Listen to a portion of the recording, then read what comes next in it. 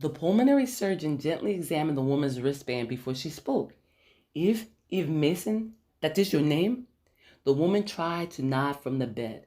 I'm Dr. Martinez. I'm going to give you something for that pain, all right? You'll feel better in a few minutes. Then we're going to take a look at that lung and your broken ribs. The woman's eyes darted around the treatment room as though searching for someone. Fear entered her eyes as she tried to speak. Where is he? She whispered. Ooh! Dr. Martinez leaned forward. My boyfriend, is he still here? The Mexican doctor glanced at Dr. Coleman before she spoke. He's being treated for traumatic shock. He's in another room. Please, she whispered, keep him away from me. Why? She paused and then questioned. Did he do this to you? The entire room went quiet. Startled looks shot around the room before Dr. Ileana Martinez spoke again.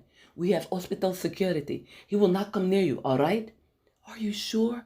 Positively. She continued talking as she watched the other doctor discreetly pick up the in-house telephone and dial, his expression alert and cautious.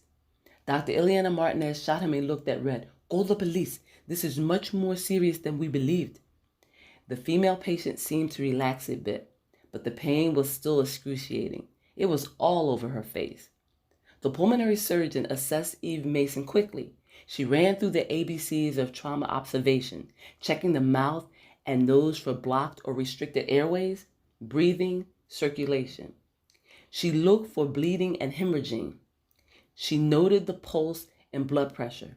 Ileana checked the patient's pupils and sensory motor functions. No signs of neurological damage, and even though it was a cold winter day, there was no evidence of external environmental exposure.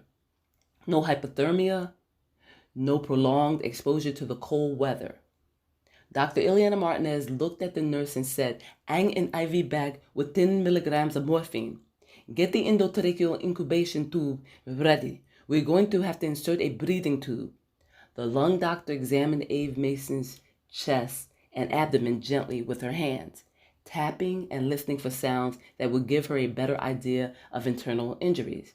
She examined the x-rays and listened to the patient's lungs and heart with a stethoscope. Dr. David Coleman stepped to the side of the bed. He watched the skillful hands of Ileana apply a local anesthetic and then successfully insert a breathing tube without too much effort. Let's get her to the OR, he ordered. Call and let them know we're coming. Yes, the nurse said while she completed the task of hanging the bag. She then picked up the telephone and notified the OR. The nurse watched Dr. Ileana Martinez intently.